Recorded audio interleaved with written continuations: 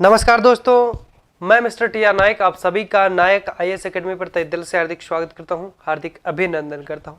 तो प्यारे साथियों, हम जो शिक्षा मनोविज्ञान में हम पढ़ रहे थे, शिक्षा मनोविज्ञान का अर्थ, इसका क्षेत्र क्या है, इसकी प्रकृति क्या है, इसकी उपयोगिता का जो टॉपिक हम जो हम लोगों ने किया था, उसको आज आगे बढ़ाते हैं और वीडियो पार्ट 3 यानी आज हमारी ये क्लास 3 इसके अंदर रहने वाली है।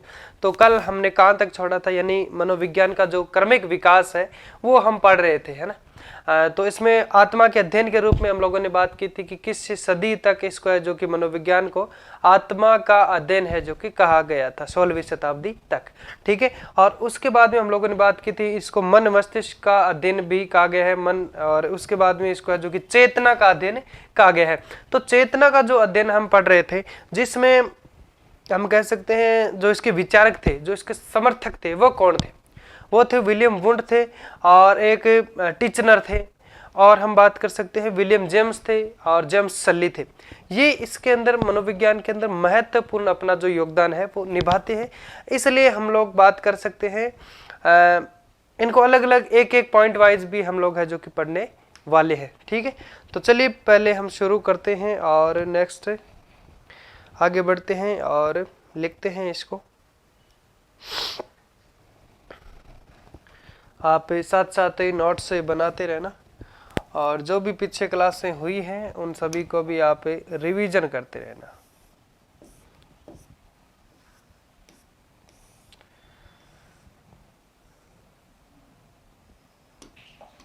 ठीक है, चलो अब हम पढ़ेंगे विलियम जेम्स, यानी चेतना के अध्ययन के रूप में हम बात कर रहे थे। मनोविज्ञान का क्रमिक जो विकास पढ़ रहे थे, इसके अंदर 3 नंबर जो हम लोगों ने पढ़ा था कि चेतना का अध्ययन है, मनोविज्ञान चेतना के अध्ययन के रूप में हम लोगों ने बात की थी। तो 19वीं सदी में है जो कि इसके विचारक कौन थे? विलियम वुंड थे, टिचनर विलियम जेम्स और जेम्स सले। तो विलियम वुंड के बारे में हम बातें जो पहले कर ली थी, और यानी उसने है जो कि विलियम वुंड ने, हम कह सकते हैं, एक जो मनोविज्ञान की प्रथम प्रयोगशाला, अगर बात की जाए विश्व की प्रथम प्रयोगशाला, विश्व की मनोविज्ञान की विश्व में प्रथम प्रयोगशाला जो कि जर्मनी के लिप्जिंग शहर, कहाँ पे? जर्मनी के लिप्जिंग शहर में लिप्जिंग विश्वविद्यालय के अंदर इसकी शुरुआत की गई, या फिर हम कह सकते हैं इसकी स्थापना की गई। कब की गई? 1879 ईस्वी में। कब की गई? 1879 ईस्वी में। अब बात आए कि भारत में सबसे पहले कब की गई? भारत में सबसे पहले मनोविज्ञान की प्रथम प्रयोगशाला कब प्रारंभ की गई? तो ये, और कहाँ पे की गई? कोलकाता के अंदर की गई। कहाँ पे की गई? कोलकाता। उनके बारे में अच्छे से हम आगे डिटेल से पढ़ेंगे। तो ये बातें आपको दोनों अच्छे से याद रखनी है, वैसे मैं आपको लिखवा दूंगा, एक बार आप समझने की कोशिश करेंगे। अब आप 1 नंबर हम लोगों ने विलियम वुंड के बारे में पढ़ा था, और 2 नंबर लगा के आप लिखे विलियम जेम्स के बारे में हम बातें करने वाले हैं। ठीक है, विलियम जेम्स, पहले हेडिंग लगाए फिर समझने की कोशिश करते हैं, ताकि आपको अच्छे से समझ में आ जाए कि हम किसके बारे में बातें कर रहे हैं। लिखिए 2 नंबर लगा के विलियम जेम्स।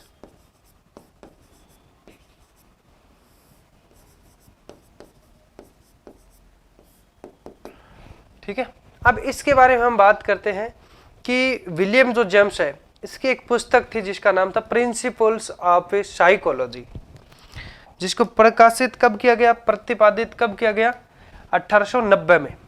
क्या पुस्तक क्या थी इसकी? एक बार समझने की कोशिश करिए। प्रिंसिपल्स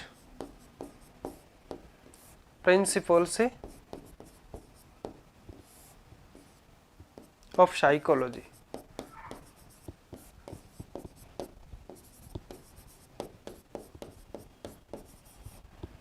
प्रिंसिपल्स ऑफ साइकोलॉजी, ये किसकी पुस्तक थी? 4-5 पुस्तकों की हम बात करने वाले इसके अंदर। उनका लेखक यानी किसकी पुस्तक है, और पुस्तक का नाम आपको याद रखना है अच्छे से, वहां से प्रश्न आपका बन सकता है। प्रिंसिपल्स ऑफ साइकोलॉजी जो पुस्तक है, इसको कब प्रकाशित किया था? 1890 में। कब प्रकाशित किया गया? 1890 में। और 1875 में क्या हुआ था, इसका प्रथम जो पाठ्यक्रम है, इसका प्रथम पाठ्यक्रम है जो कि प्रारंभ किया गया। यानी हम इसके बारे में अगर बात करें तो विलियम जेम्स के द्वारा मनोविज्ञान का प्रथम जो पाठ्यक्रम है वो 1875 में प्रारंभ किया गया और 1890 में ये पुस्तक है जो कि क्या प्रकाशित हो गई थी। ठीक है, फिर बात करते हैं कि विलियम जेम्स को अमेरिका में आधुनिक मनोविज्ञान का जनक भी कहा जाता है। विलियम जेम्स को कहाँ पे, अमेरिका में। एक बार समझने की कोशिश करें, फिर मैं लाइन टू लाइन अच्छे से लिखवा दूंगा ताकि आपको किसी प्रकार की दिक्कत परेशानी नहीं रहेगी। आपके नोट्स बिल्कुल अच्छे से मैं बनवा दूंगा। अमेरिका में इसे आधुनिक मनोविज्ञान का जनक भी कहा जाता है। आधुनिक मनोविज्ञान का जनक कहा जाता है, जनक या फिर पिता। ठीक है, पूछ सकते हैं कि अमेरिका में आधुनिक मनोविज्ञान के जनक किसे कहा जाता है, तो विलियम जेम्स को कहा जाता है। किसको कहा जाता है, इनका एक सिद्धांत या फिर हम कह सकते हैं क्या था, विलियम जेम्स का संबंध जो किस सिद्धांत से माना जाता है, कार्यात्मकवाद या फिर प्रकार्यात्मकवाद सिद्धांत से माना जाता है। किससे माना जाता है, कार्यात्मकवाद या हम कह सकते हैं प्रकार्यात्मकवाद। प्रकार्यात्मकवाद। पूछ सकते हैं कि विलियम जेम्स का संबंध किस सिद्धांत से है, तो कार्यात्मकवाद भी आ सकते हैं, प्रकार्यात्मकवाद भी आपको देखने को मिल सकता है। तो वो किसका संबंध हो जाएगा, या फिर आपका सेकंड ग्रेड या फिर फर्स्ट ग्रेड में इस प्रकार प्रश्न बन सकते हैं। यानी ये जो पुस्तकें हैं इनका नाम इधर आ जाएगा, 4 ऑप्शन, और इधर उनका हम कह सकते हैं लेखक का विलियम जेम्स है, विलियम आपके जो हम कह सकते हैं पिल्सबरी है वगैरह, इन सभी का जो यहाँ पे ऑप्शन आ जाएगा। तो इसको आपको मेल करना होगा। ठीक है, और या फिर सिद्धांतों का नाम आ जाएगा, और या फिर हम कह सकते हैं कई सारे जो संप्रदाय भी हम आगे पढ़ने वाले हैं, संप्रदाय का नाम आ जाएगा। इधर है जो कि प्रतिपादक या फिर जो हम कह सकते हैं विद्वानों का नाम आ जाएगा। तो उसको आपको इस प्रकार से सुमेलित करना है। ठीक है, और फिर हम बात करते हैं सी के अंदर कि विलियम जेम्स का संबंध किससे है, कार्यात्मकवाद या फिर प्रकार्यात्मकवाद सिद्धांत से माना जाता है।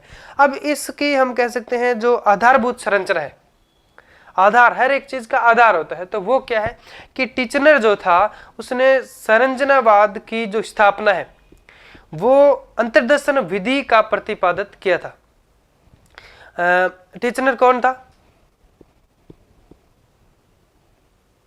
टिचनर कौन था, कल हम लोगों ने बात की थी,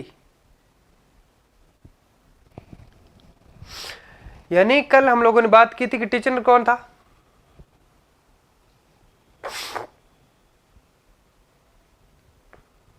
किसका शिष्य था, विलियम वुंट का शिष्य था, है ना। विलियम वुंट का शिष्य कौन था, टिचनर। उसने किस सिद्धांत की हम अंतर्दर्शन विधि, एक तो अंतर्दर्शन विधि की बात की थी, और अंतर्दर्शन विधि का जो नाम आ जाए, अंतर्दर्शन विधि, तो आपको क्या करना होगा, टिचनर। अंतर्दर्शन विधि का प्रतिपादन किसने किया था, टिचनर ने किया था। और यहां पे आ जाए अंतर्दर्शन विचार, अंतर्दर्शन विचार किसने दिया, तो ये किसने दिया था, ये दिया था सुकरात ने, सुकरात ने। टिचनर कौन था, विलियम वुंट का शिष्य था, विलियम वुंट का शिष्य था। और ये जो हम कह सकते हैं एक जो लाइन है आपके कि टिचनर, विलियम वुंट का शिष्य टिचनर जो था उसने एक संप्रदाय नहीं सॉरी एक सिद्धांत दिया था, संरचनावाद का सिद्धांत, उसकी स्थापना एवं अंतर्दर्शन विधि का जो प्रतिपादन है वो टिचनर ने किया था।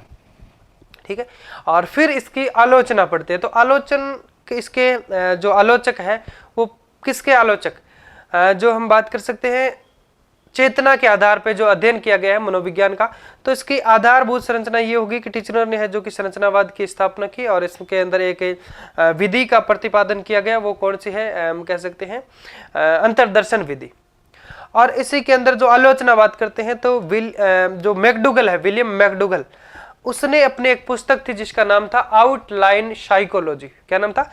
आउटलाइन साइकोलॉजी, जो कि 1923 में प्रतिपादित या प्रकाशित की गई।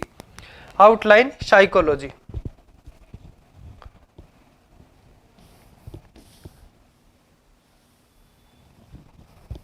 या तो पहले इसके बारे में लिख लेते हैं, चलो समझ लेते हैं।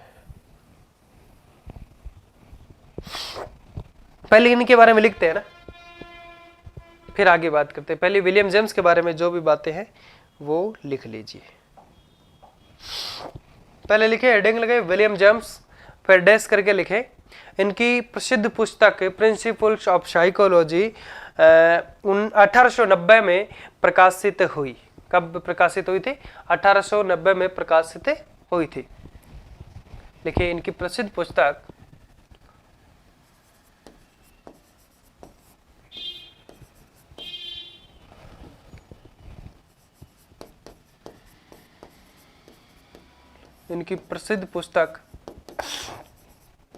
क्या नाम था?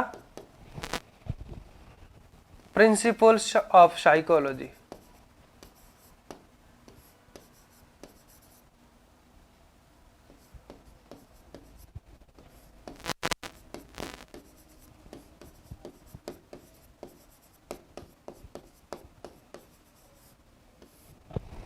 फिर कॉस्टक लगा के लिखे 1890 में प्रकाशित हुई।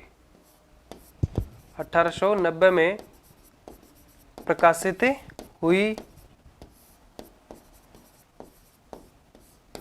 ठीक है।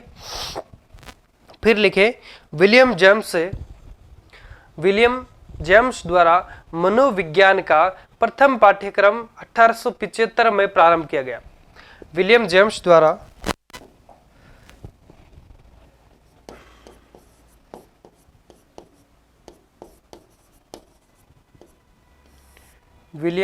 द्वारा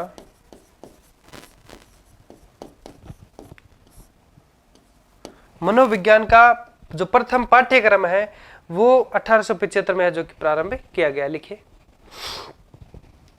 मनोविज्ञान का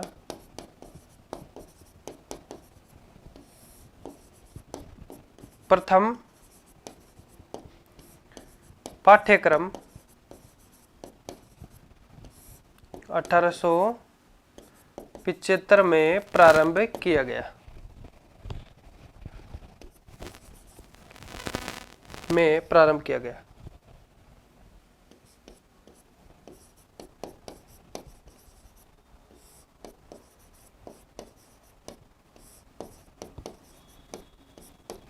ठीक है, लिखो।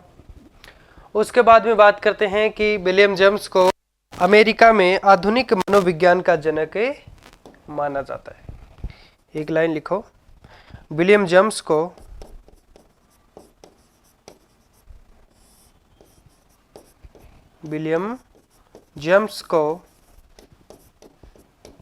आधुनिक मनोविज्ञान का जनक कहा जाता है?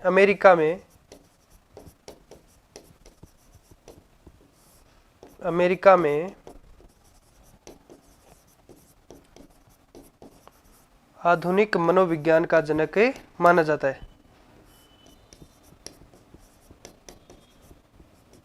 का जनक कहा जाता है।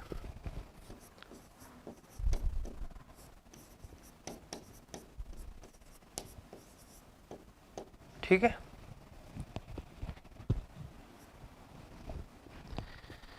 फिर मैकडूगल के बारे में बात करेंगे और इसके अंदर एक दो लाइनों और लिख लो फटाफट से। यानी इनका संबंध किस सिद्धांत से है? विलियम जेम्स का संबंध कार्यात्मकवाद या फिर कह सकते हैं प्रकार्यात्मकवाद सिद्धांत से माना जाता है। जनक या फिर पिता के लिख सकते हैं आप ऑब्लिक करके कि इसको आधुनिक मनोविज्ञान का जनक या पिता है, जो कि विलियम जेम्स को अमेरिका में कहा जाता है। ठीक है। और उसके बाद में लिखिए आप विलियम जेम्स का संबंध प्रकार्यात्मकवाद या फिर कार्यात्मकवाद सिद्धांत से है।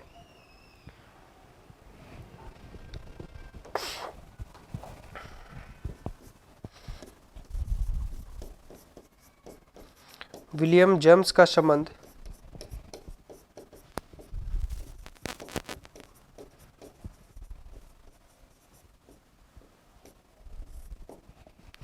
कार्यात्मकवाद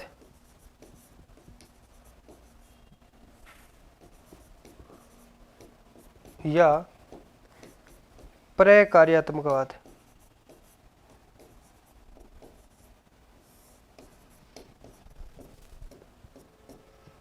से है।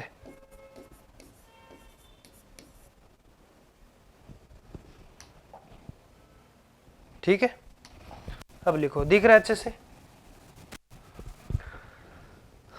चलो लिखो, एक लाइन और लिख दीजिए, इसकी जो मूलभूत जो आधार संरचना है। चलो वो मैं लिखवा दूंगा नेक्स्ट पेज में, पहले इतना लिखो फटाफट से।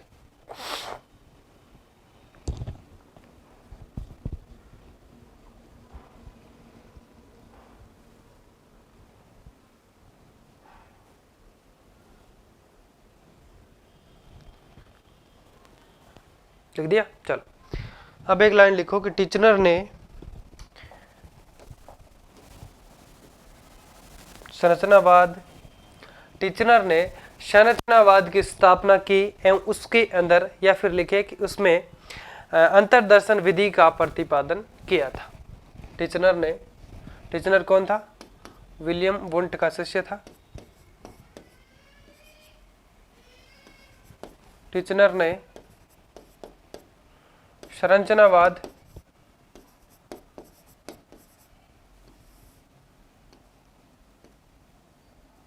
संरचनावाद एवं हम कह सकते हैं अंतर्दर्शन विधि का प्रतिपादन किया था।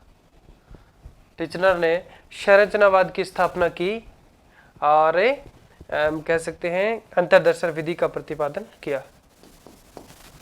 की स्थापना की एवं अंतर्दर्शन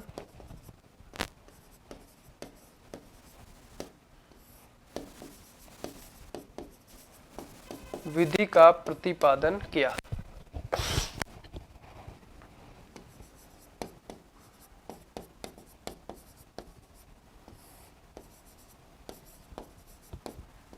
ठीक है, अब बात आती है ये कि वैसे मैंने आपको नोट लगवा के लिखवा दिया था। अंतर्दर्शन एक तो विधि है, एक अंतर्दर्शन जो विचार है वो किसने दिया था, और विधि के अंदर बात आ जाए तो टीचनर होगा, विलियम वुंट का शिष्य टीचनर की बात आती है।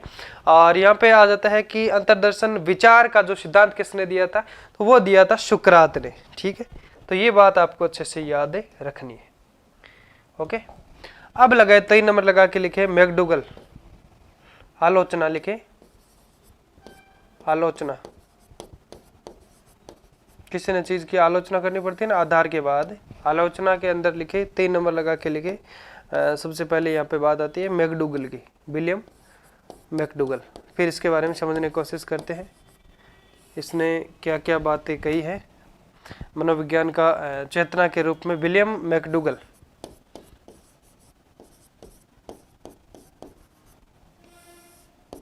ठीक है, अब समझते हैं। विलियम मैकडूगल ने इनकी एक पुस्तक थी जिसका नाम था आउटलाइन साइकोलॉजी। एक बार समझने की कोशिश करें, क्या थी इनकी पुस्तक है? Outline psychology. ठीक है, इसका 1923 में प्रतिपादन यानी इसको प्रकाशित किया गया। कब किया गया? 1923 में। अब हम बात करें कि ये जो पुस्तक है इसमें एक शब्द का प्रयोग बताया गया, यानी 1923 में चेतना को एक बुरा शब्द इन्होंने बताया है। इन्होंने कहा है कि चेतना जैसे शब्द का प्रयोग मनोविज्ञान में क्यों किया गया, क्योंकि ये एक यानी एक सिंगल प्रश्न हम कह सकते हैं, सिंगल शब्द है। ये क्या है? एक सिंगल शब्द है। इन्होंने ऐसा एक परिभाषा दी है। इन्होंने कहा है कि जो इसके अंदर जो चेतना जैसे शब्द है कि मनोविज्ञान को चेतना का जो अध्ययन कहा है कि मनोविज्ञान एक चेतना का अध्ययन है। इसने कहा ये एक सिंगल शब्द है, बल्कि इनका जो ग्रुप क्या बनता है, इसने कहा है कि चेतना बनता है, चेतना के बाद में अर्ध चेतन आता है, यानी मन का जो कुल मन होता है उसका कितना % चेतन होता है, वो सारी हम बातें आगे करेंगे। यानी इन्होंने कहा कि ये एक सिंगल चेतन जो शब्द है चेतना का, ये एक सिंगल शब्द है। अगर बात करें तो ये अकेला कहीं प्रयोग नहीं हो सकता है। चेतन मन होता है, उसके बाद में अर्ध चेतन आता है, उसके बाद में अचेतन आता है। इन तीनों का मिला के अगर वर्णन करते तो सही माना जाता है, लेकिन सिंगल का हो नहीं सकता। इसलिए इन्होंने ये एक परिभाषा दी है कि चेतना को बुरा शब्द इन्होंने कहा है, कि उन्होंने ये कहा कि मनोविज्ञान का दुर्भाग्य है, मनोविज्ञान का ये दुर्भाग्य है कि चेतना जैसे शब्दों का प्रयोग इसमें किया गया है। मनोविज्ञान के अंदर चेतना जैसे शब्दों का प्रयोग किया गया है कि ये तो उसका कर्म फूटा है, उसका दुर्भाग्य है। बल्कि होना क्या चाहिए था, चेतना, अर्धचेतन और अचेतन, इन तीनों का अगर प्रयोग होता तो वो इसमें सही माना जाता। ये किसने कहा है? विलियम मैकडूगल ने कहा है अपनी पुस्तक आउटलाइन साइकोलॉजी में, मान सकते हैं किसके अंदर इन्होंने जो की ये बात है कही है। फिर बात कर सकते हैं फ्राइड ने इन तीनों नियमों को, यानी चेतना के जो 3 प्रकार है उनको भी बताया है। चेतना के 3 प्रकार कौन से? एक तो चेतन मन होता है, एक अर्धचेतन होता है और एक होता है अचेतन। अब बात कर सकते हैं कि मनुष्य के अंदर जो कुल मन है उसका कितना प्रतिशत चेतना के अंदर माना जा सकता है, और अर्धचेतन में कितना होता है, अचेतन में कितना होता है। ठीक है, तो पहले क्या करते हैं, इसके बारे में थोड़ी सी बात है ये लिख लेते हैं, विलियम मैकडूगल के बारे में, फिर आगे बात करते हैं। और 3 प्रकार जो फ्राइड ने बताए हैं चेतना क्या, जिसमें चेतन, अर्धचेतन और अचेतन। तो कुल मन का जो 10% भाग है वो तो चेतन होता है। कितना होता है? चेतन। पहले क्या करते हैं, विलियम मैकडूगल के बारे में थोड़ी सी बात हम क्या करते हैं, लिख लेते हैं। लिखिए, विलियम मैकडूगल ने अपनी पुस्तक आउटलाइन साइकोलॉजी 1923 में चेतना शब्द को या फिर चेतना को एक बुरा शब्द कहा है। ठीक है, अब लिखे, विलियम मैकडूगल इसने, या फिर लिखे इन्होंने, कैसे भी लिख सकते हैं इन्होंने या फिर इसने, ये सीधा लिख सकते हैं विलियम मैकडूगल ने अपनी पुस्तक, विलियम मैकडूगल ने अपनी पुस्तक, सीधा लिख दीजिए, विलियम मैकडूगल ने अपनी पुस्तक, क्या नाम बताया था मैंने इनकी पुस्तक का? Outline psychology.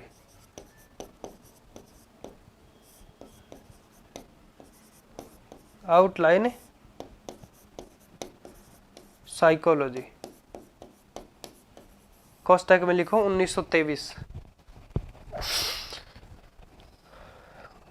कोष्टक में लिखो 1923 में एक, ऐसे लिखो 1923 में चेतना को एक बुरा शब्द कहा है। मैं चेतना को एक बुरा शब्द कहा है। क्या कहा है? कि ये एक बुरा शब्द है, बुरा शब्द कहा। फिर लिखे कॉमा लगा के, इसमें इन्होंने ये परिभाषा दी है कि कहा कि मनोविज्ञान का, कि यह मनोविज्ञान का दुर्भाग्य है, कि यह मनोविज्ञान का क्या है, मनोविज्ञान का दुर्भाग्य है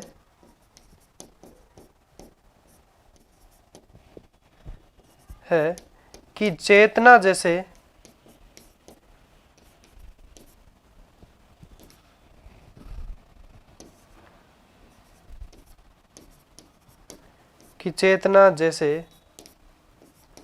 शब्दों का इसमें प्रयोग किया गया है। शब्दों का इसमें, किसमें? मनोविज्ञान में, इसमें प्रयोग किया गया है।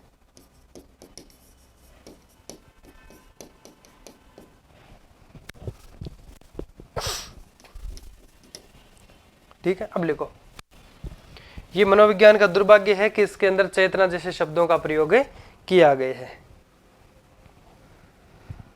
या फिर इसमें प्रयोग किया गया है, या फिर प्रयोग चेतना जैसे शब्दों का प्रयोग इसमें किया गया है, या फिर चेतना जैसे शब्दों का इसमें प्रयोग किया गया है। हाँ कैसे भी लिख सकते हैं। विलियम मैकडूगल के बारे में बात कर ली। फिर नेक्स्ट हेडिंग लगाते हैं, फ्राइड ने चेतना के 3 प्रकार है जो कि बताए हैं। लिखिए फटाफट से, पहले लिखिए इतना, ये एक लाइन लिख दीजिए।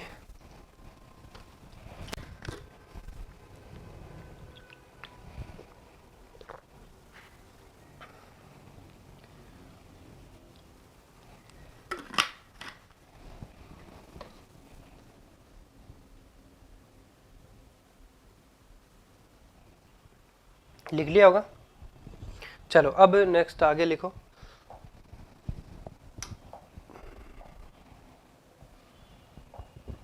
अब लिखो आप, फ्राइड ने चेतना के 3 प्रकार बताए। कितने प्रकार बताए? चेतना के 3 प्रकार बताए। ये हेडिंग लगाओ, फिर इसके बारे में समझने की कोशिश करते हैं। फ्राइड ने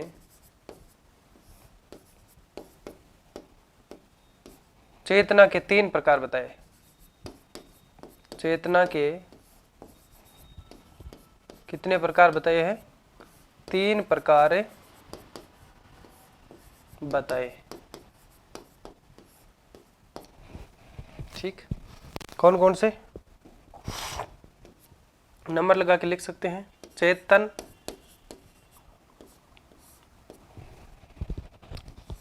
अर्ध चेतन,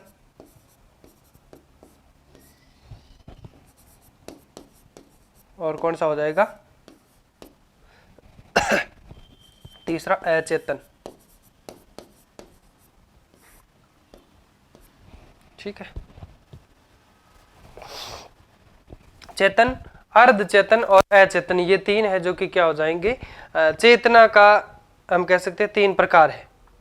और इसकी जो हम कह सकते हैं इसके बारे में बात करें तो कुल जो मन होता है उसका कितना % भाग चेतन होता है, कितना % भाग है जो कि अर्धचेतन व अचेतन होता है।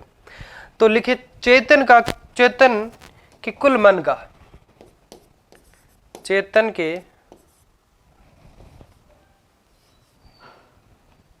चेतना के कुल मन का जो भाग है वो 10% भाग चेतन होता है। ठीक है, चेतना का जो कुल भाग है, चेतन कुल मन का कितना % भाग होता है? 10%। अब कैसे लिखते हैं? प्रश्न किस प्रकार से आ सकता है आपका? लिखे चेतन जो मन होता है वो कुल मन का, चेतन मन कुल मन का 1/10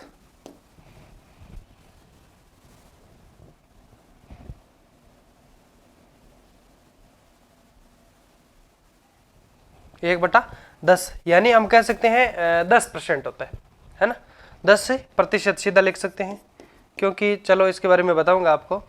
और ये तो चेतन जो मन है, चेतन कुल मन का, ऐसे लिखे कॉमा लगा के, चेतन कुल मन का 1/10 यानी 10वां भाग 10% होता है। ठीक है, 1 का 10वां भाग 10% होता है। और फिर बात कर सकते हैं बल्कि अर्धचेतन व अचेतन कुल मन का 1/9 9वां भाग, यानी हम कह सकते हैं 1/9 90% है जो कि होता है। सॉरी 9/10 यानी 9/10 यानी 9 भाग। ठीक है, अब लिखे इसमें अर्धचेतन व अचेतन। अर्ध चेतन व अचेतन, अर्धचेतन व अचेतन बराबर 9/10 यानी इसका 9वां भाग, जो 9 भाग है, 1 भाग को छोड़ के 1 भाग तो किस में आ गया, यानी चेतन मन है। और 9 जो बच्चे हैं शेष भाग वो किसके हैं? अर्धचेतन व अचेतन के। बराबर हम कह सकते हैं कितना % हो जाएगा? 90% भाग है जो कि किस में होगा? अर्धचेतन व चेतन का होगा। ठीक है, और 10% किसका होगा? चेतन का। ठीक है, अब ये दोनों मैंने क्यों लिखा है, ये बट्टा में क्यों लिखा है? अगर प्रश्न में पूछ सकते हैं कि चेतन जो है कुल मन का कितने प्रतिशत है। वहां पे अगर आपको ऑप्शन मिल जाए 10%, 20% और 90% और 50%, ठीक है। अगर आपको ये ऑप्शन में पूछ लिया जाए तो आपका क्या होगा। प्रश्न क्या था कि चेतन कुल मन का कितना परसेंट भाग है, तो आपका राइट हो जाएगा 10%। अगर आपने ये याद किया है कि 10% होता है और थोड़ी सी आपके अंदर ये कॉन्फिडेंस होना चाहिए कि 10% को बट्टा में कैसे लिख सकते हैं, या फिर बट्टा आपने याद किया तो इसको परसेंट में कैसे बना सकते हैं, ये बात आपको अच्छे से क्लियर आनी चाहिए, ठीक है। तो अगर वहां पे इसकी जगह आपने 10% पढ़ा है और ऐसे लिख दीजिए, ऐसे अगर वहां पे ऑप्शन आ जाए तो क्या करेंगे, इसलिए आपको दोनों मैंने लिखवा दिया ताकि किसी प्रकार का आपका डाउट रहेगा नहीं। और 9/10 यानी 90%। और फिर पूछ सकते हैं अर्ध चेतन व अचेतन जो कुल मन का कितना परसेंट भाग होता है, यानी वहां पे आपको आपने याद किया 9/10 और वहां पे आ जाए 90%, तो क्या होगा, ये आपको इस प्रकार से आना जरूरी है, दोनों राइट होगा, ठीक है। तो ये बात आपको अच्छे से क्लियरली पता होना चाहिए। अब लिखिए इसको, देखिए ये लिखने की जरूरत नहीं है, मैं मिटा देता हूं।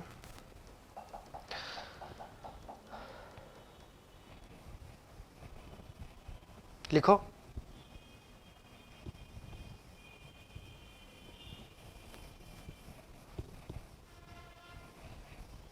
चलो लिखो, फिर आगे बढ़ते हैं।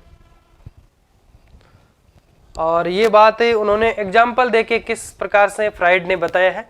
फ्राइड ने ये इसकी तुलना किससे की है, बर्फ के हिमखंड से की है। अब एक बात यहाँ पे बात करते हैं, जैसे कि मान लीजिए ये कोई एक गिलास है या फिर कोई स्टोरेज है, यानी बाल्टी मान लीजिए, इसके अंदर पानी भरा है, ठीक है। और यहाँ पे क्या करते हैं, एक बर्फ का टुकड़ा डालते हैं। बर्फ का टुकड़ा जब डालते हैं तो बर्फ क्या होती है कि वो पानी में डूब के रहती है और हल्की सी वह रहती है ऊपर, ठीक है। जैसे ये कोई बाल्टी है, ठीक है, इसमें, ठीक है, इसमें पानी भरा है,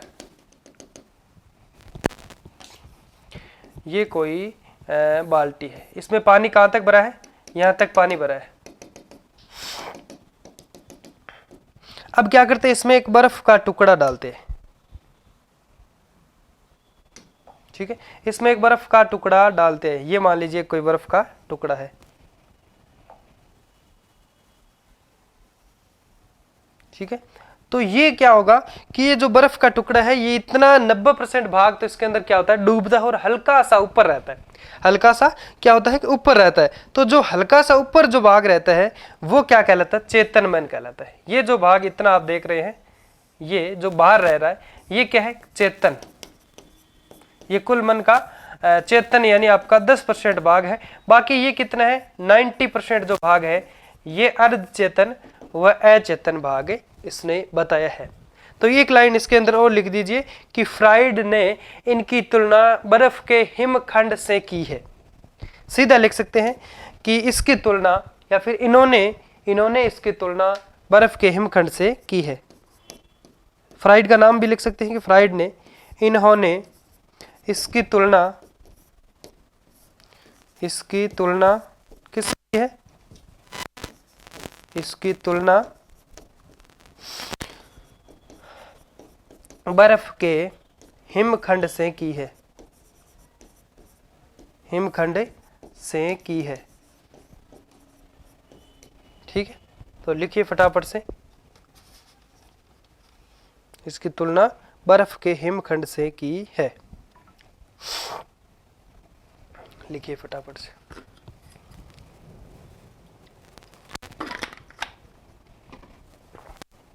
आवाज आ रही है ना अच्छे से, और किसी प्रकार की कोई डाउट वगैरह हो तो आप बता देना। अब लिखो फटाफट से, लिख दिया होगा। फिर आगे लिखो 4 नंबर लगा के व्यवहार के रूप में। पहले चेतन के रूप में बात कर ली, पहले आत्मा के रूप में बात की थी, मनोविज्ञान की आत्मा के अध्ययन के रूप में, फिर मन और मस्तिष्क के अध्ययन के रूप में, फिर चेतना के रूप में, फिर बात आती है आपके व्यवहार के अध्ययन के रूप में। तो ये व्यवहार के अध्ययन के रूप में कब से मानी जाने लगी है, 20वीं सदी तक, है ना। 20वीं सदी सीधा लिख दीजिए। वर्तमान में कौन सी सदी चल रही है, 21वीं सदी चल रही है। तो उसके बाद में व्यवहार के अध्ययन के रूप में माना गया। फिर इसको धीरे धीरे किस के रूप में, व्यवहार को फिर मन और मस्तिष्क की जो अनुक्रिया है उसके आधार पे इसको है जो कि माना गया है। बाकी हम धीरे धीरे इसके बारे में अच्छे से पढ़ने की कोशिश करते हैं। 4 नंबर लगा के लिखे, व्यवहार के अध्ययन के रूप में। मनोविज्ञान का जो अध्ययन किसके रूप में माना गया है? व्यवहार के अध्ययन के रूप में। 4 नंबर लगा के लिखे, व्यवहार के अध्ययन के रूप में।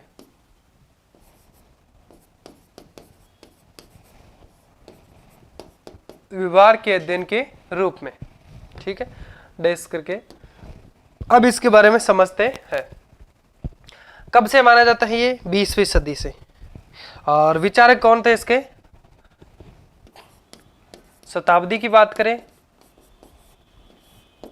लिख दीजिए सीधा 20वीं सदी, 20वीं शताब्दी, ठीक है। और फिर यहाँ पे बात आते हैं विचारक या समर्थक। विचारक किसने माना है व्यवहारवाद का विज्ञान है, कि व्यवहार का विज्ञान है? मनोविज्ञान को व्यवहार का विज्ञान किसने माना है? तो इसके विचारक व समर्थकों की अगर बात करें तो वो कौन है? वाटसन है, वुडवर्थ है, स्किनर है, और सीएल हल है, पिल्सबरी है, और मैकडूगल भी है। ये सब इसके अंदर है जो कि क्या आ जाते हैं। चलिए लिखिए लाइन, नाम इनके बारे में लिखते हैं। कौन कौन है? सीएल हल है, मैकडूगल है, पिल्सबरी है, वाटसन है, वुडवर्थ है, स्किनर है, थॉर्नडाइक, ये सब इसके अंदर आ जाते हैं, ठीक है। चलो लिखो, वाटसन है, स्किनर, कॉमा लगा के लिखते रहे, स्किनर, मैकडूगल,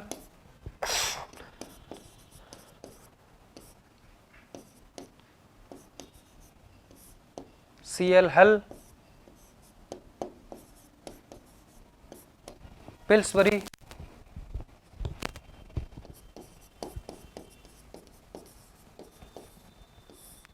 यानी वाटसन हो गया, स्किनर हो गया, और आपका है जो कि मैकडूगल, सीएल हल है, पिल्सबरी है, और आपके वुडवर्थ है, थॉर्नडाइक है, ठीक है। वुडवर्थ है, थॉर्नडाइक है, 6 7 कितना हो गया? वाटसन, स्किनर हो गया, ठीक है। वाटसन, स्किनर, मैकडूगल, सीएल हल है, थॉर्नडाइक है, वुडवर्थ है, और आपके पिल्सबरी, ये आदि आदि लगा दीजिए, ठीक है। यानी ये इसके समर्थक थे। और सबसे महत्वपूर्ण बात आई तो आपकी वाटसन हो जाएगा ना।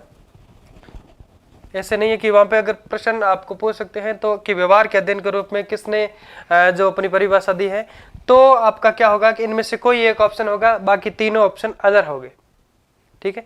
या फिर इनमें से कौन सा, हाँ ऐसे पूछ सकते हैं, 3 ऑप्शन इनमें से होंगे, एक कोई अदर होगा, कि इनमें से कौन है जिसने व्यवहार के अध्ययन के रूप में परिभाषा नहीं दी है, या फिर उसके लिए असत्य है, या फिर हम कह सकते हैं असुमेलित है। तो इसमें आपका जो 3 ये ऑप्शन हो जाएंगे, एक अदर हो जाएगा, तो वो आपका राइट होगा, ठीक है।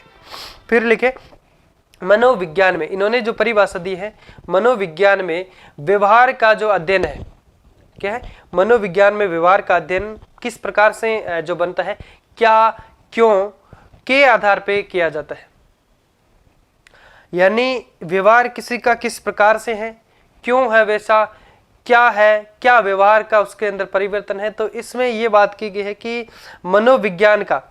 मनोविज्ञान में व्यवहार का जो अध्ययन है वह क्या, क्यों, वह कैसे के आधार पे किया जाता है, ठीक है। और उसके बाद में बात आती है कि व्यवहार को अनेक क्रियाओं, जैसे अगर बात करें तो कोई हंस रहा है, जैसे हंसना है, और कोई हंसना है, रोना है, दौड़ना है, ये सब इसके एग्जाम्पल हम देखने को मिल सकते हैं, ठीक है।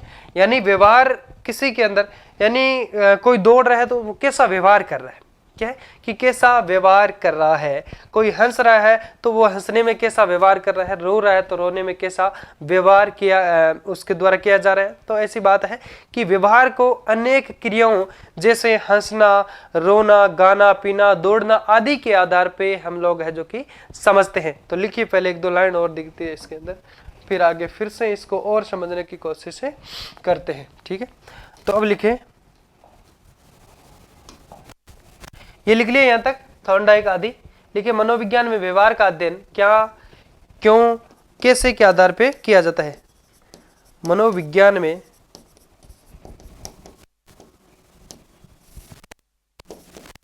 व्यवहार का अध्ययन, व्यवहार का अध्ययन कैसे किया जाता है, क्या, क्यों, वह कैसे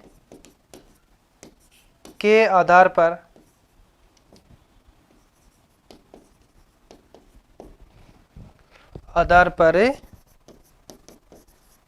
किया जाता है। ठीक है, फिर एक लाइन लिखिए कि व्यवहार को अनेक क्रियाओं जैसे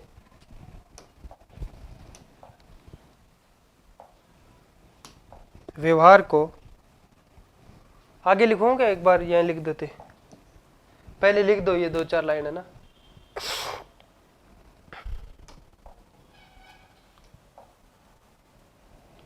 यहां लिखता हूं ना, यहां पे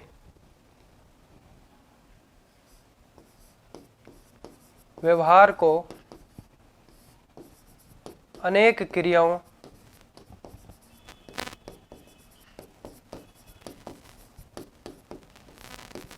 जैसे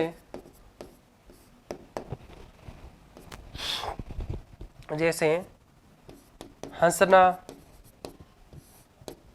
कोमा रोना, कोमा दौड़ना आदि से समझा जा सकता है, आदि से समझा जा सकता है या फिर समझाया गया है। ठीक है, ठीक है, इनके आधार पे क्या करते हैं हम समझ सकते हैं। आदि दौड़ना के आधार पे समझ सकते हैं, ऐसे लिख सकते हैं, दौड़ना के आधार पर समझते हैं।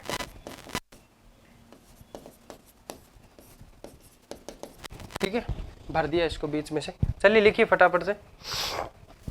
व्यवहार के अध्ययन के रूप में कब तक माना जाता है, 20वीं सदी के रूप में। ठीक है, आपको डायरेक्ट प्रश्न पूछ सकते हैं 20वीं सदी व्यवहार के रूप में। ठीक है, व्यवहार के अध्ययन के रूप में विचारक थे वाटसन, स्किनर, मैकडूगल, सीएल हल, और आपके कौन सा आ जाते हैं, वुडवर्थ है, स्किनर है, थॉर्नडाइक है, ये सब इसके अंदर आ जाते हैं। मनोविज्ञान में व्यवहार का जो अध्ययन है वो क्या, क्यों, वह कैसे के आधार पर किया जाता है, और व्यवहार को अनेक क्रियाओं के जैसे दौड़ना, खाना, हंसना और आपके रोना, इनके आधार पे है जो कि इसको क्या है समझा जाता है। ठीक है, और उसके बाद में बात करते हैं कि जो व्यवहारवाद का जो जनक वह पिता जो किसे कहा जाता है, जेबी वाटसन को कहा जाता है। जेबी वाटसन का पूरा नाम क्या होता है, जॉन ब्राड्स वाटसन।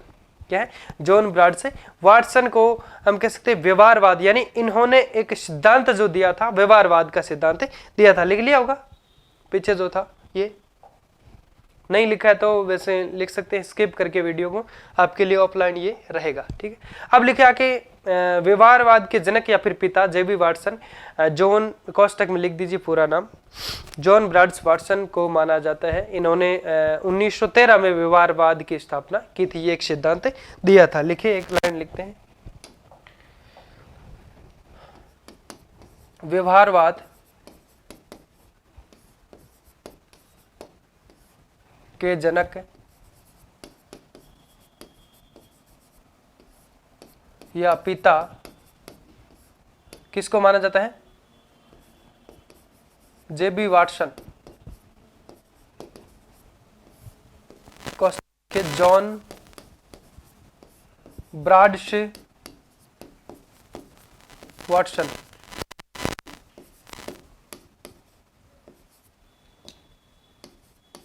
वाटसन ठीक को माना जाता है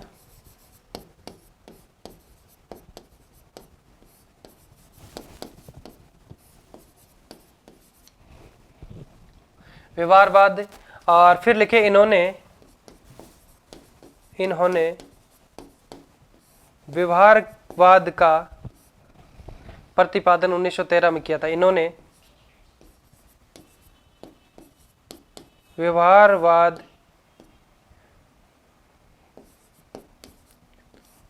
व्यवहारवाद को 1913 में प्रतिपादित किया, ऐसे लिख सकते हैं, या फिर स्थापित किया था। ठीक है, इन्होंने 1913 में व्यवहारवाद की स्थापना की, ऐसे लिख सकते हैं। इन्होंने व्यवहारवाद की स्थापना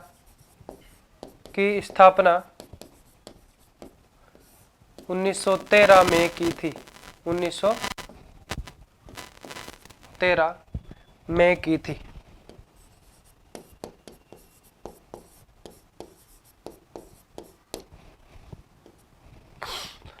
इन्होंने व्यवहारवाद की स्थापना कब की थी? 1913 में। जो भी पॉइंट होते हैं आपके इंपॉर्टेंट होते हैं उसको अंडरलाइन कर दीजिए। ठीक है, और या फिर नोट्स बनाने के बाद में आपके पास हाईलाइटर है तो क्या करना आपको, व्यवहारवाद पे कीजिए, उसको हाईलाइट कीजिए, फिर जेबी वाटसन को कीजिए। ये तो एक बार आप पढ़ लेते हैं तो आपको याद हो जाएगा कि इसका पूरा नाम, ये वैसे पूछेंगे नहीं, लेकिन आपकी जानकारी के तौर पे आपको बताया है कि जेबी वाटसन जो नाम मिल सकता है, जॉन ब्राड्स वाटसन जो है। और इन्होंने बस ये 3 चीज इसमें क्या करना आपको, या तो फिर अंडरलाइन कर सकते हैं या फिर हाईलाइटर से व्यवहारवाद पे किया, और जनक, व्यवहारवाद जनक वाटसन, इतना बस, क्योंकि जेबी वाटसन को वाटसन से याद कर सकते हैं। फिर क्या करना है, स्थापना 1913, बस इतना याद करना है। बाकी ये लाइन में आपको जोड़ के इसलिए लिखवाई ताकि आपको किसी प्रकार की दिक्कतें नहीं रहे, अच्छे से इसको समझ सकते हैं। कभी भी इसको अगर पढ़े वापस तो आपको 1 मिनट में यानी 1 सेकंड में आप जैसे ही पढ़े तो साथ साथ ये समझते आप चल सकते हैं। ठीक है, फिर बात आती है 1908 में विलियम मैकडूगल ने अपनी एक पुस्तक थी जिसका नाम था सामाजिक मनोविज्ञान का परिचय, यानी an introduction to social psychology. उसमें भी हम कह सकते हैं व्यवहारवाद का जो सर्वप्रथम प्रयोग किया था। व्यवहारवाद का सबसे पहले प्रयोग की बात आए तो वो कब की जाती है? 1908 में व्यवहारवाद का सबसे पहले प्रयोग किया था और इसकी स्थापना 1913 में की गई थी, हम कह सकते हैं जेबी वाटसन के द्वारा और विलियम मैकडूगल के द्वारा है, जो कि आपके हम इसकी बात करें तो मैकडूगल ने अपनी एक पुस्तक थी जिसका नाम था सामाजिक मनोविज्ञान का परिचय, उसके अंदर है जो कि इसका सबसे पहले प्रयोग किया था। फिर बात आती है 1911 में। 1911 में पिल्सबरी जो था एक विद्वान था, उसने अपनी पुस्तक जिसका नाम था मनोविज्ञान के मूल तत्व यानी मेन एलिमेंट्स ऑफ साइकोलॉजी, उसमें व्यवहार शब्द का है जो कि विस्तृत उसकी व्याख्या की थी, या फिर हम कह सकते हैं उसमें विस्तृत जो व्याख्या है वो हमें देखने को मिलती है। चलो अब इनके बारे में बात करते हैं अच्छे से और व्यवहार का अर्थ समझते हैं कि व्यवहार किस प्रकार से जो किया जाता है, या फिर इसके बारे में हम समझने की सारी कोशिशें करेंगे। व्यवहार का अपने आप में कोई अर्थ नहीं रह जाता जब तक कि इसकी कोई ना कोई प्रक्रियाओं को न समझा जाए। जब तक इसकी जो भी प्रक्रिया है उसको अगर नहीं समझा जाए तो इसका कोई अर्थ नहीं होता है। और वर्तमान में बात करें तो मनोविज्ञान में, या फिर हम कह सकते हैं मनोविज्ञान को व्यवहार का अध्ययन जो था, व्यवहार का अध्ययन जो कहा जाता था, और वर्तमान की बात करें तो मानसिक प्रक्रियाओं का भी अध्ययन इसके अंदर शामिल हो गया है। ठीक है, 21वीं सदी अभी वर्तमान में चल रही है, 2024 चल रही है ना, तो ये कौन सी सदी है? 21वीं सदी। तो वर्तमान में यानी 20वीं सदी के अंदर जो हम बात कर रहे थे व्यवहार का अध्ययन, मनोविज्ञान को व्यवहार का अध्ययन बताया था, लेकिन व्यवहार के साथ साथ में इसको मानसिक प्रक्रियाओं का अध्ययन भी इसके अंदर शामिल कर दिया गया। बात करते हैं, 2 प्रकार से प्रश्न आपके पूछ सकते हैं। वहां पे अगर आ जाए प्राचीन व शुरुआत में मनोविज्ञान का जो अध्ययन है वो किसके रूप में माना गया था? आत्मा का विज्ञान उसने बताया था। वर्तमान में किस हिसाब से या फिर वास्तविक, देखिए 3 नाम आता है यहाँ पे। एक तो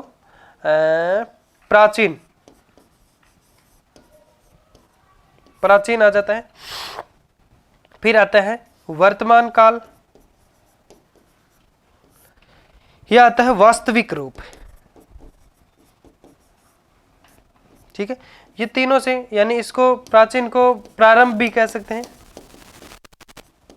ठीक है, प्रारंभ, प्रारंभ वो प्राचीन में मनोविज्ञान को किसका अध्ययन बताया या फिर किसका विज्ञान बताया? आत्मा का। प्रश्न आपको एग्जाम में जिस प्रकार से आए तो अच्छे से समझने की कोशिश करना है। ये तीन शब्दों के अंदर अलग अलग अर्थ है। ऐसे पूछेंगे प्राचीन समय में मनोविज्ञान का अर्थ था या फिर मनोविज्ञान को किसका अध्ययन माना जाता था, वर्तमान में किसका मनोविज्ञान को किसके अध्ययन के रूप में जाना जाता है, वास्तविक रूप से मनोविज्ञान को किसके अध्ययन के रूप में जाना जाता है। तो अब बात करते हैं कि प्राचीन या शुरुआत या प्रारंभ में मनोविज्ञान को आत्मा का विज्ञान कहा जाता था। फिर बात आती है वर्तमान में। वर्तमान में मनोविज्ञान को व्यवहार का अध्ययन माना जाता है। समझ में आ गया? वर्तमान में, वर्तमान की बात है तो केवल व्यवहार का अध्ययन बताना है। लेकिन वहां पे ये प्रश्न आ जाए वास्तविक रूप से, कि वास्तविक रूप से वर्तमान में, अब आप क्या करेंगे, उसमें यह भी नाम मिलेगा, ऐसे मिलेगा कि वास्तविक रूप से मनोविज्ञान में, वास्तविक रूप से वर्तमान, वास्तविक रूप से वर्तमान में मनोविज्ञान। अब देखिए आपको ये अगर दोनों शब्द यहाँ पे मिल रहे हैं आपके ऑप्शन में तो थोड़ा सा ध्यान देना है। वर्तमान, वास्तविक और वर्तमान, तो आपका उत्तर चेंज हो जाएगा। केवल वर्तमान आता है तो आपका व्यवहार होगा, प्राचीन आता है तो आत्मा होगा। ये दोनों शब्द, वर्तमान और वास्तविक दोनों शब्द अगर मिल जाते हैं वहां पे, तो ऑप्शन अभी आपका अलग होगा। जो ऑप्शन आपका राइट कौन सा होने वाला है इसके अंदर, ये प्रश्न अगर आ जाए तो आपका राइट आंसर होगा कि व्यवहार एवं मन, जो मानसिक प्रक्रिया, मन मस्तिष्क की जो हम कह सकते हैं जो मानसिक प्रक्रिया है उनका अध्ययन माना जाता है। यानी इसके अंदर है व्यवहार एवं मानसिक प्रक्रिया, व्यवहार प्लस से मानसिक प्रक्रियाओं का अध्ययन, मानसिक प्रक्रियाओं का अध्ययन। ठीक है, वास्तविक आ जाए तो आपका उत्तर चेंज हो जाएगा। ठीक है, समझ में आ रहा है? अब क्या करते हैं, हम इसको लिखते हैं। ठीक है, साथ साथ लिखते रहना, ऐसा नहीं है कि जब क्लास पूरी हो जाएगी उसके बाद में दोबारा देख के लिख लेंगे ना। ये लिख लिया यहाँ तक 2013। अब लिखे 1908 में विलियम मैकडूगल ने अपनी पुस्तक सामाजिक मनोविज्ञान का परिचय यानी an introduction to social psychology में व्यवहारवाद का प्रथम प्रयोग किया था, सर्वप्रथम प्रयोग किया था, हम कह सकते हैं। 1908 में मैकडूगल ने 1908 में विलियम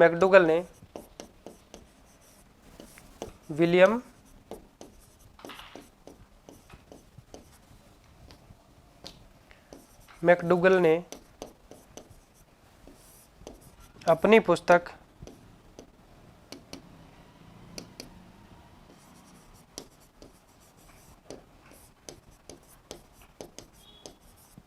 सामाजिक, अपनी पुस्तक सामाजिक विज्ञान का परिचय, अपनी पुस्तक सामाजिक विज्ञान का परिचय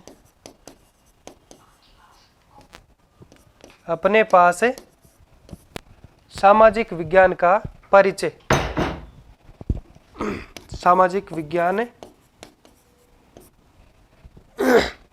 सामाजिक मनोविज्ञान का परिचय, सॉरी सामाजिक मनोविज्ञान, में सोचा यहाँ पे विज्ञान कहाँ से आ गया, पुस्तकें सामाजिक मनोविज्ञान का परिचय, वही लिखा जा रहा है वापस, क्योंकि सामाजिक के बाद में विज्ञान लिखते ना, सामाजिक विज्ञान है SS मनोविज्ञान का परिचय। फिर कोष्टक में आप लिख सकते हैं इसके अंदर an introduction to social psychology, an introduction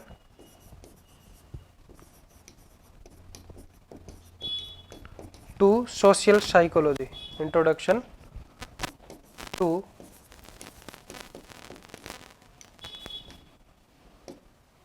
social, SOCIAL, social psychology.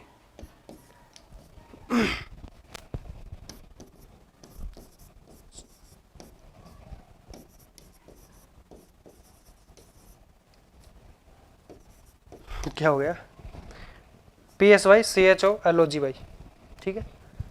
तो ये क्या हो गया, यानी इसका अंग्रेजी नाम है सामाजिक मनोविज्ञान का परिचय, an introduction to social psychology. इसके अंदर व्यवहारवाद का सर्वप्रथम प्रयोग किया गया। ऐसे लिखिए इसमें आगे, an introduction to social psychology में सर्वप्रथम व्यवहारवाद का प्रयोग किया गया, या फिर में व्यवहारवाद का सर्वप्रथम प्रयोग किया गया, कैसे भी लिख सकते हैं, में व्यवहारवाद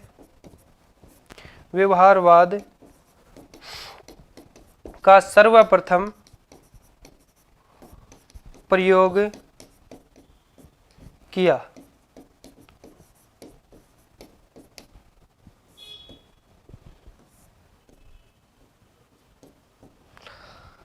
ठीक है,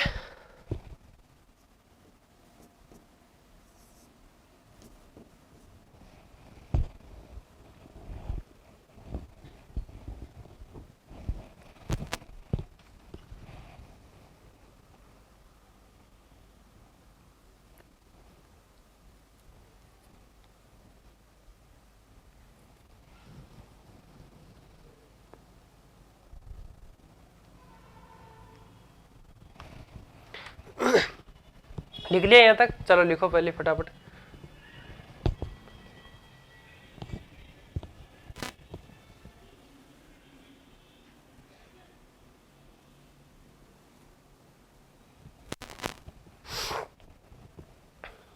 लिखिए,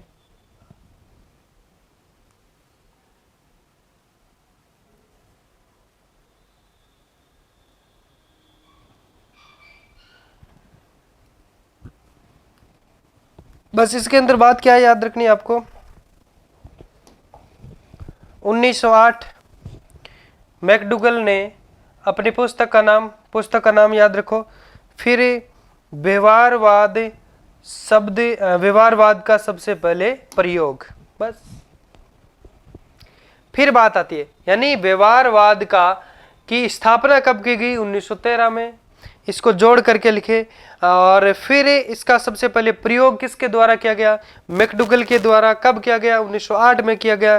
किस में किया गया, an introduction to social psychology, यानी सामाजिक मनोविज्ञान के परिचय नामक पुस्तक में विलियम मैकडूगल ने 1908 यानी 1908 में इसका जो प्रयोग किया था।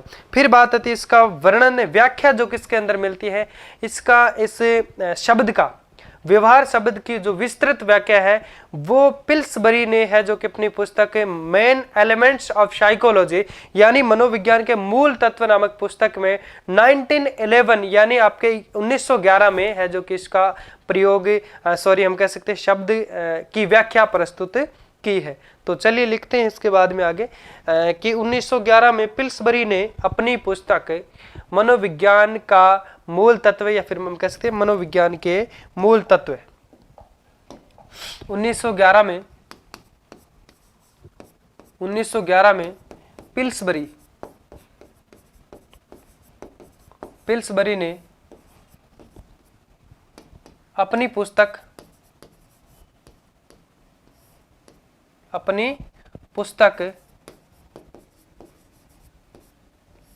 मनोविज्ञान के मूल तत्व,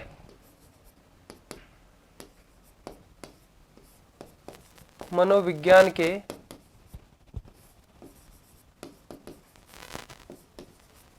मूल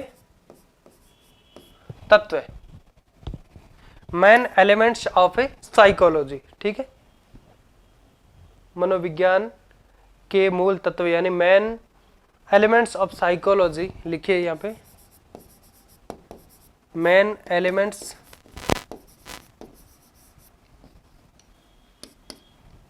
ELEMENTS एलिमेंट्स ऑफ साइकोलॉजी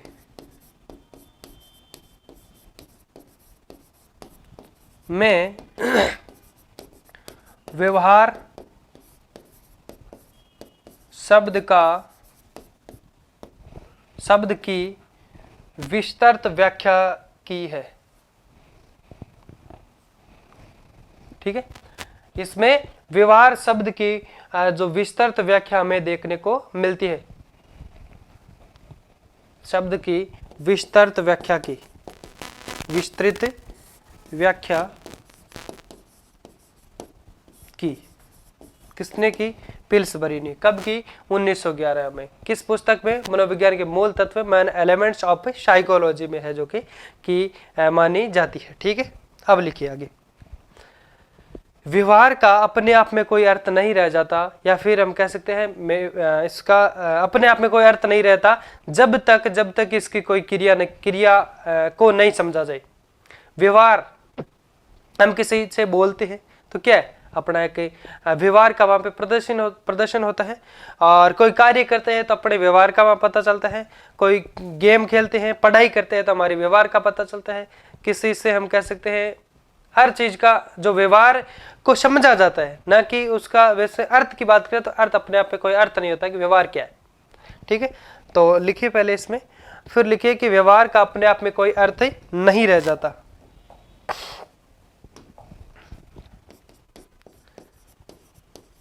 व्यवहार का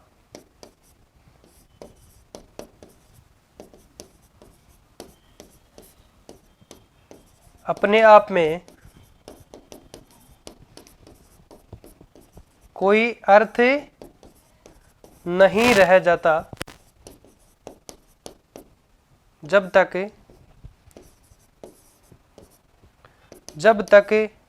किसी उसे समझा नहीं जाए। जब तक कि उसे समझा नहीं जाए, समझा न जाए,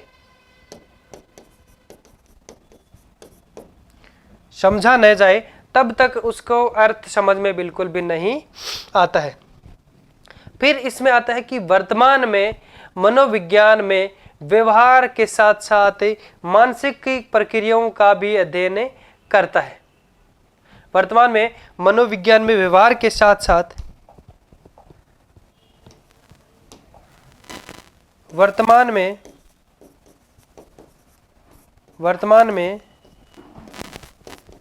मनोविज्ञान, या फिर लिखिए वर्तमान में मनोविज्ञान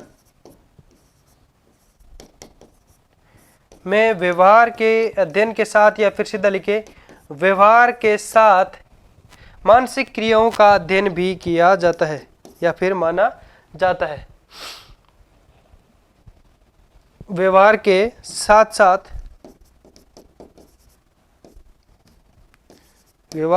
साथ मानसिक क्रियाओं का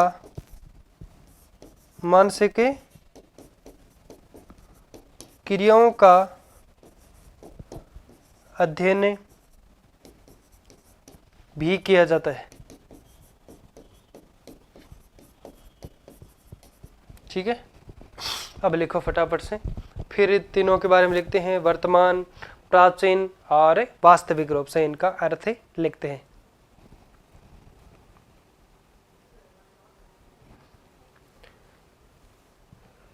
फिर कुछ परिभाषाएं लिखेंगे इसके अंदर।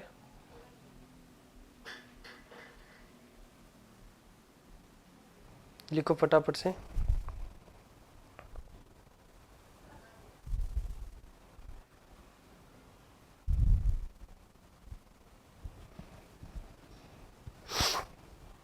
लिख दिया? चलो अब लिखो नेक्स्ट। वर्तमान में या फिर वर्तमान या शुरुआत में मनोविज्ञान को आत्मा का अध्ययन या फिर आत्मा का विज्ञान कहा जाता था। प्राचीन या शुरुआत में, प्राचीन ऑब्लिक शुरुआत में मनोविज्ञान को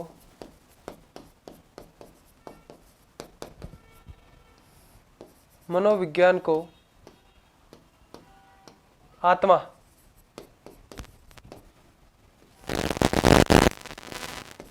का विज्ञान माना जाता था, का विज्ञान कहा जाता था।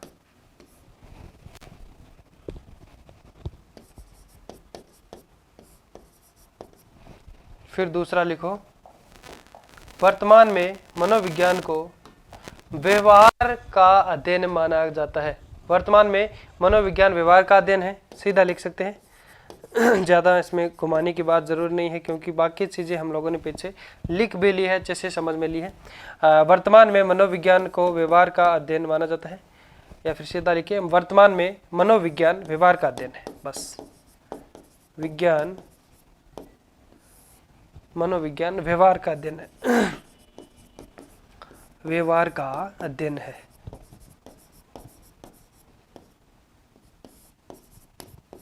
फिर लिखिए वास्तविक रूप से मनोविज्ञान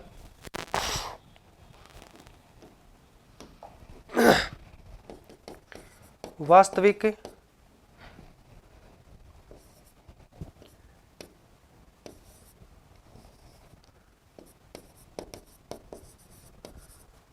वास्तविक रूप से मनोविज्ञान में वर्तमान वास्तविक रूप से मनोविज्ञान जो कि वर्तमान में मनोविज्ञान व्यवहार एवं मानसिक प्रक्रियाओं का अध्ययन है। ठीक है, इसको आप अपने हिसाब से लिख सकते हैं। वास्तविक रूप से मनोविज्ञान या फिर वास्तविक रूप से वर्तमान में मनोविज्ञान, ऐसे लिखे वास्तविक रूप से वर्तमान में मनोविज्ञान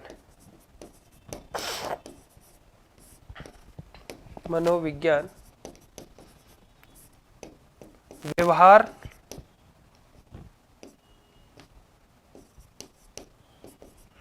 एवं मानसिक प्रक्रियाओं का अध्ययन है। मानसिक प्रक्रियाओं का अध्ययन है।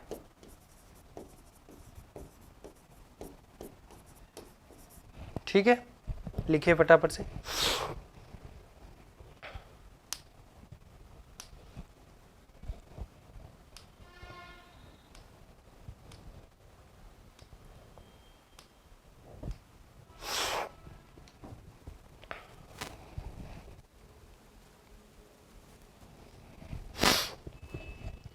लिख लिया होगा। और इसी के साथ क्या करते हैं, हम आज के सेशन को यहीं पे पूर्ण करते हैं और फिर मिलते हैं एक नए जोश और जुनून के साथ। तब तक के लिए एक छोटा सा ब्रेक लेते हैं। बाय बाय, जय हिंद।